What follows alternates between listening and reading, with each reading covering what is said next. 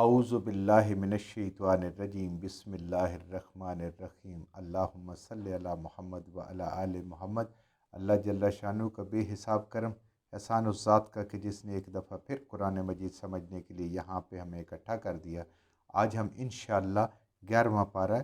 سورہ یونس کی آیت نمبر 23 سے اپنا سبق شروع کریں گے۔ سورہ یونس آیت نمبر 23۔ اعوذ باللہ من الشیطان الرجیم بسم اللہ الرحمن الرحیم فلما انجاہم اذا ہم یبغون فی الارض بغیر الحق یا ایہا الناس انما بغیکم علی انفسکم متاع الحیات الدنیا ثم الینا مرجعکم فننبئکم بما کنتم تعملون۔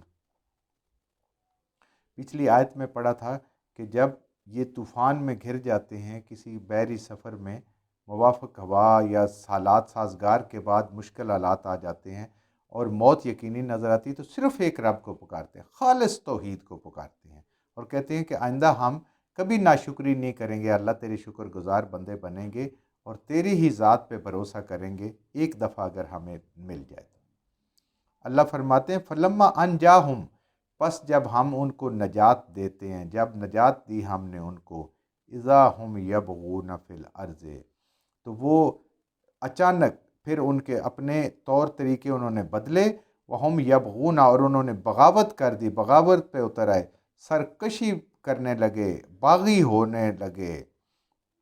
فی الارض، زمین میں، اللہ کے ساتھ بھی اور اللہ کے بندوں کے ساتھ میں بھی، بغیر حق، جو ان کا حق نہیں تھا۔ لوگوں کے ساتھ زیادتی کرنا، اللہ کے حقوق کو پورا نہ کرنا، یہ کسی کا حق نہیں ہے، یہ ساری باتیں ناحق ہیں، کیونکہ بندہ تو بندہ ہے، بندہ تو اللہ کا غلام ہے۔ غلام کا اور آقا کا کیا مقابلہ ہو سکتا ہے؟ کوئی مقابلہ نہیں ہو سکتا۔ غلام غلام ہے، آقا آقا ہے۔ تو لوگوں کے پاس یہ حق نہیں ہے کہ وہ اپنے آقا کی نافرمانی کریں کسی بھی حکم میں، وہ حقوق اللہ ہوں یا حقوق العباد ہوں۔ یعنی اللہ فرما رہے ہیں کہ جب انسان کو اللہ نے نجات دی تو عام بھی انسان ایسے عموماً کرتا ہے کہ انسان جب صحت ہوتی ہے، خوشحالی ہوتی ہے، مال و دولت ہوتا ہے تو وہ اللہ کو بھول جاتا ہے۔ پھر عقل مند انسان تو وہ ہے کہ جو اپنی اصلاح کرتا ہے، مشکل میں بھی اپنے رب کا سہارا پکڑتا ہے اور آسانی میں بھی اپنے رب کا سہارا پکڑتا ہے۔ کچھ ملتا ہے تب بھی رب کا شکر گزار ہوتا ہے، کوئی اگر امتحان آتا ہے، کوئی چیز چھن جاتی ہے، اللہ کا امتحان آتا ہے، اس پہ بھی وہ صبر کرتا ہے اپنے رب کو راضی کرنے کے لیے۔ یعنی انسان ذرا ذرا تکلیف آتی ہے اس کو اتنا بڑھا چڑھا کر بیان کرتا ہے، یہ اللہ کی بہت بڑی ناشکری انسان کو۔ صبر سے کام لینا چاہیے، اور اسی طریقے سے جب اللہ نعمتیں عطا کے بجائے اس پہ اکڑنے کے اور تکبر میں آنے کے، اللہ کا شکر ادا کرنا چاہیے کہ یا اللہ ہم اس قابل تو نہیں تھے، یہ تو تیرا کرم ہوا ہے، تیرا احسان ہوا ہے، تو نے ہمارے اوپر بہت کرم کیا ہے۔ تو اللہ فرماتے ہیں کہ یہ دنیا میں لوگوں کو بھی تنگ کرتے ہیں، دنیا میں لوگوں کے ساتھ ظلم اور زیادتی کرتے ہیں، بغیر الحق، ان کا کوئی حق نہیں ہے۔ اور دنیا کے اندر ظلم اور زیادتی، قطع رحمی، ان تین چیزوں کے بارے نبی کریم صلی اللہ علیہ وسلم کا مبارک فرمان کا مفہوم ہے کہ یہ وہ وبال ہیں، یہ وہ گناہ ہیں جن کا اثر انسان کو دنیا میں، یعنی ان کا جو ارتکاب کرنے والا ہے اس کو اس میں دنیا میں بھی اس کی سزا ملتی ہے اور آخرت میں تو ملنی ہے، دنیا میں بھی اس کا کچھ حصہ ملتا ہے۔ یا ایھا الناس، اے سب کے سب لوگو، اللہ نے پوری انسانیت سے فرما رہے ہیں، انما بغیکم، بے شک یہ جو تمہاری بغاوت ہے، یہ جو ظلم ہے، یہ جو تم سرکشی کر رہے ہو، باغی ہو رہے ہو، یہ جو گناہ کر رہے ہو، علی انفسکم، یہ تمہاری اپنی جانوں کے لیے وبال ہے، یہ تمہارے لیے وبال ہے۔ اللہ کا کچھ نہیں بگاڑ سکتے، اللہ کے دین کا کچھ نہیں بگاڑ سکتے، اللہ والوں کا کچھ نہیں بگاڑ سکتے ہو، اپنی تباہی اور بربادی کر رہے ہو، یہ بغاوت تمہارے لیے نقصان دہ ہے۔ متاع الحیات الدنیا، بے شک اللہ کے خلاف بغاوت کرو یا دین کے خلاف بغاوت کرو یا نبی کریم صلی اللہ علیہ وسلم کے خلاف بغاوت کرو، دنیا کا فائدہ تمہیں ملے گا، جتنی زندگی تمہاری ہے، دنیا کا مال سامان اللہ تعالیٰ تم سے نہیں روکے گا۔ دیکھ لیں اللہ کتنے رحیم اور کتنے کریم ہے کہ شاید انسان کبھی پلٹے، اس کو احساس ہو جائے۔ ثم الینا مرجعکم، اور یاد رکھو پھر تم نے لوٹنا ہے ہماری طرف، فننبئکم، تو پس ہم تمہیں خبر دیں گے، پھر ہمارے حضور آپ کو حساب دینا پڑے گا، پورا پورا حساب دینا پڑے گا، بما کنتم تعملون، جو اعمال دنیا میں کر گئے، جو کام دنیا میں کیے ہیں، اچھے کیے ہیں یا برے کیے ہیں، ان سب اعمال کا حساب اللہ کے حضور دینا ہے، اور اس حساب پہ پھر انسان کا کامیابی کا یا ناکامی کا فیصلہ ہوگا۔ انما مثل الحیات الدنیا، بے شک یہ جو دنیا کی زندگی ہے اس کی مثال ایسے ہے۔ اللہ ایک مثال کے ذریعے سے انسان کو سمجھا رہے ہیں کہ انسان کی زندگی کا سائیکل کیسا ہے، کہ دنیا کی زندگی کی مثال ایسے ہے، کما ان انزلنا ہو، جیسا کہ کما ان، جیسے کہ پانی، انزلنا ہو اتارا ہو ہم نے، من السماء آسمان سے، جیسے آسمان سے بارش برستی ہے، فاختلط بہ نبات الارض، تو پس وہ مل جاتا ہے پانی زمین کے ساتھ اور نباتات اگاتا ہے۔ یعنی پانی جب زمین کو ملتا ہے، بارش کا پانی ملتا ہے، تو اس کے اندر سے پودے اگتے ہیں، فصلیں اگتی ہیں، گھاس اگتا ہے، مختلف قسم کے خودرو پھول اگتے ہیں، انسان خود لگاتا ہے، یہ سارے زمین سے نکلتے ہیں اور بارش کے پانی کی وجہ سے نکلتے ہیں۔ مما یاکل الناس والانعام، اور ان ساری چیزوں میں سے ایسی چیزیں نکلتی ہیں کہ تمہارے مویشی بھی کھاتے ہیں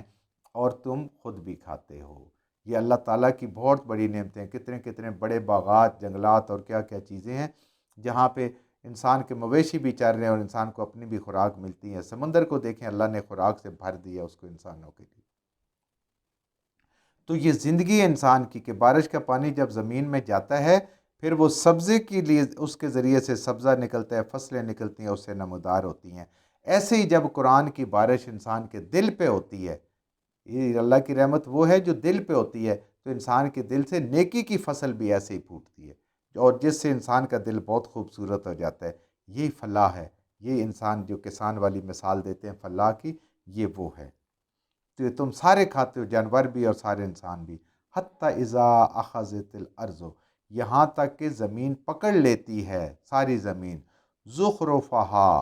خوبصورت گہنے، وہ جیسے زیور پہنا ہوا تھا، زمین اتنی خوبصورت ہو جاتا ہے، بس زینت، اور وہ زینت پکڑتی ہے، خوبصورت ہوتی ہے، بہت خوبصورت لگتی ہے انسان کو زمین اس وقت جب اس کے اوپر فصل تیار ہوتی ہے، مختلف رنگ اور بہار آئی ہوتی ہے، یعنی خوب بہار آئی ہوتی ہے۔ وَظَنَّ أَهْلُهَا أَنَّهُمْ لَقَادِرُونَ عَلَيْهَا، اور اس کا مالک، اس پہ محنت کرنے والا یہ کہتا ہے کہ یہ سارا تو میرا کیا دھرا ہے، یہ میری محنت ہے، بڑی عقل سے بیج بھی میں نے سلیکٹ کیا، بڑی عقل سے میں نے اس میں حل بھی چلایا، بڑی عقل سے میں نے اس کو کھادیں بھی دیں، یہ سارا کچھ تھا، میری سلیکشن تھی، میرا تھا کہ کس وقت کیا کام کرنا ہے۔ وہ اس غلط فہمی کا شکار ہو جاتا ہے۔ یعنی جب خوب بہار آ جاتی ہے تو شیطان اس کو غلط فہمی میں مبتلا کر دیتا ہے۔ ایسے زندگی کی بہار بھی جوانی آتی ہے انسان پہ تو شیطان یہ غلط فہمی کا شکار کر دیتا ہے کہ تو نے کام مرنا ہے، ابھی بڑی عمر پڑی ہوئی ہے، ابھی گھر بنا، ابھی یہ چیز بنا، جتنے شوق ہیں اپنی زندگی کے ان سب کو پورا کر۔ کن چکروں میں پڑا ہوا ہے، قرآن پڑھ رہے، اللہ کے ساتھ لو لگائے ہوئے، سادگی میں بیٹھا ہوا ہے، جفا کشی میں بیٹھا ہوا ہے، چھوڑ ان ساری چیزوں کو۔ پھر کیا ہوتا ہے؟ آتاہا، تو پس آ جاتا ہے، آتاہا آ جاتا ہے، امرنا، حکم، اللہ کا حکم، عذاب، لیلن اور نہارن، رات کو اللہ بھیج دے یا دن کو بھیج دے، فجعلناہا، پھر بنا دیتے ہیں ہم اس کو، یعنی وہ جو کھیتی اور خوبصورت جس پہ خوش ہو رہا تھا کہ یہ ہماری اب دست قدرت میں آ گئی ہے، یہ ہماری مرضی کی ہماری محنت ہے ساری، اس کو حسیدن، بالکل بھوسے کی طرح تباہ و برباد، نہ وہ انسانوں کے کھانے کے قابل نہ اس کے تھے۔